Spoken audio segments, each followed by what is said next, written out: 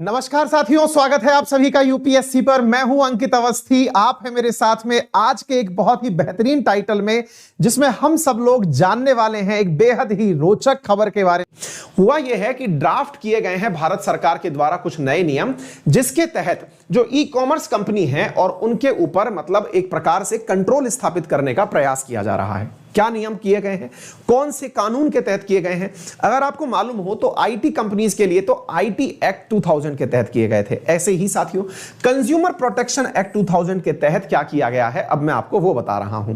तो उपभोक्ता संरक्षण अधिनियम के तहत हाल ही में केंद्र सरकार के द्वारा कुछ नए कानून बनाने प्रस्तावित, कुछ नए नियम बनाने प्रस्तावित किए गए हैं। और क्या किया गया है, ध्यान से सुनिए। कहा गया है, गवर्नमेंट का कहना है कि आने वाले समय में जो कंज्यूमर प्रोटेक्शन रूल 2020 है, इसके अंदर कुछ नए प्रावधान आएंगे। और वो प्रावधान क्या होंगे, जरा सुनिएगा।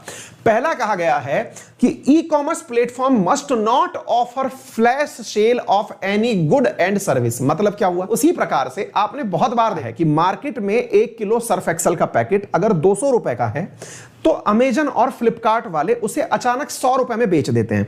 अब 100 रुपए में जब बेच देते हैं तो लोग क्या करते हैं कि उसी फ्लैश सेल का इंतजार करते हैं कि जब फ्लैश सेल आएगी एक बार में ही हम उसको परचेज कर लेंगे। यानी इतने कम दाम में उसको बेच देते हैं वो लोग, जितना कि वास्तविकता में उसकी कीमत नहीं है।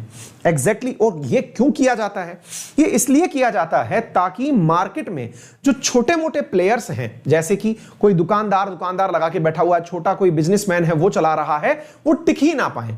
तो फ्लैश सेल असल में ऐसे बहुत सारे दुकानदारों को खत्म कर देता है।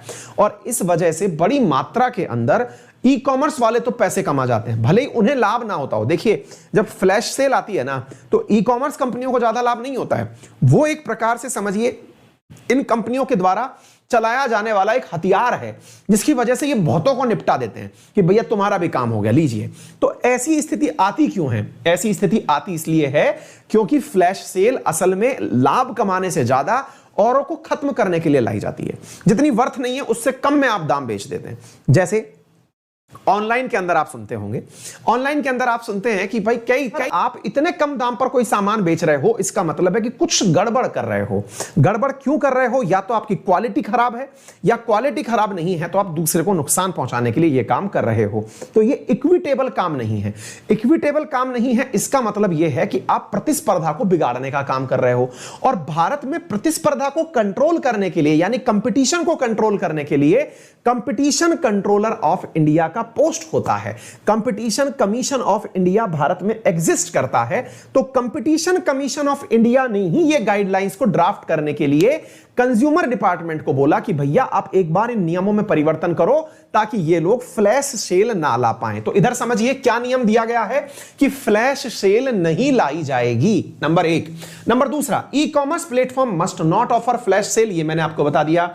ई retailer must appoint grievance officer and chief compliance officer, यानी कि अगर किसी को शिकायत करनी हो तो ई कॉमर्स कंपनियों के ऊपर ग्रीवांस ऑफिसर हो, चीफ कंप्लायंस ऑफिसर नियुक्त किए जाने चाहिए।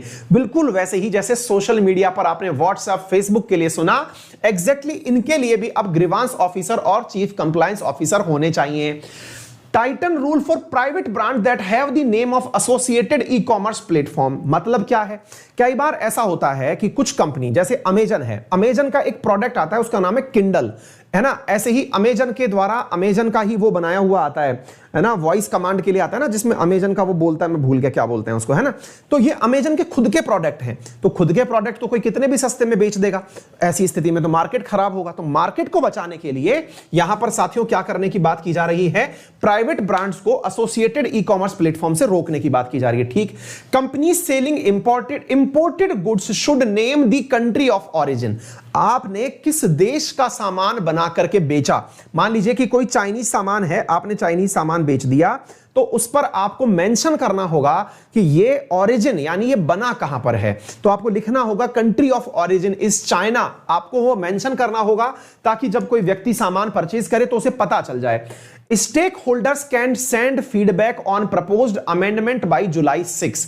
तो ये जो ड्राफ्ट किए गए हैं कानून, इनके ऊपर 6 जुलाई तक सबसे कहा गया है कि अगर आपको इन बातों से कोई आपत्ति है तो हमें अपने द्वारा अपनी जो फीडबैक है वो भेज दें, अदरवाइज 6 जुलाई के बाद में ये नियम वैलिड हो जाएंगे। बिल्कुल वैसे ही जैसे 25 फरवरी को सोशल मीडिया के लिए प्लेटफॉर्म आए थे और 25 मई से वो लागू हो गए थे, ऐसे ही 6 जुलाई तक कहा गया है अमेजन, फ्लिपकार्ट, मिंत्रा, इन सब से, जबांग वगैरह से कि आपको अगर कोई भी दिक्कत हो पहले ही बता दो, हमको ये सब चीजें आपसे चाहिए। उम्मीद है आपको बात समझ में आ चुकी होगी, ये सारी बातें अच्छे से समझ में आ गई होंगी। क्लियर है? एलेक्सा आता है उसका, है ना? हाँ बिल्कुल, तृप्ति मिश्रा बहुत बढ़िया बेटा, एलेक्सा मैं मिस कर गया था। ठीक है, हाँ जी। तो ये कौन सा डिपार्टमेंट कर रहा है? Department of promotion industry and internal trade के द्वारा यह कार्य किया जा रहा है। ये अपने द्वारा अब गाइडलाइंस लेकर के आने वाले हैं। मैंने सारी पॉइंट्स आपको लिखित में दे दिए हैं, तो अब आपको कोई दिक्कत नहीं आएगी। सारे न्यूज़पेपर्स की कटिंग्स है, ये मैंने आपको सारी की सारी बातें बता दी हैं, ये आपको पता होना चाहिए। भारत सरकार ने 2020 में भी कुछ कंज्यूमर प्रोटेक्शन से लेकर के कुछ रूल निकाले थे और उन रूल के अंदर ही अब ये रूल भी ऐड कर दिए जाएंगे। अब थोड़ा सा जानकारी कंपटीशन कमीशन ऑफ इंडिया के बारे में भी जान लीजिए कि जो कंपटीशन कमीशन ऑफ इंडिया है साथियों, वो एक चेयरमैन रखता है और कम से कम 2 मेंबर उसमें होते हैं, अधिकतम 6 मेंबर उसमें हो सकते हैं। और अशोक कुमार गुप्ता जो हैं वर्तमान में कंपटीशन कमीशन ऑफ इंडिया के चेयरपर्सन हैं। ये था मेरे प्यारे साथियों आज का एनालिसिस। अगर आपको ये अच्छा लगा हो तो सेशन को जरूर शेयर करें अपने सभी साथियों के साथ में। अगर चैनल पर नए हैं तो सब्सक्राइब भी करें। Thank you so much.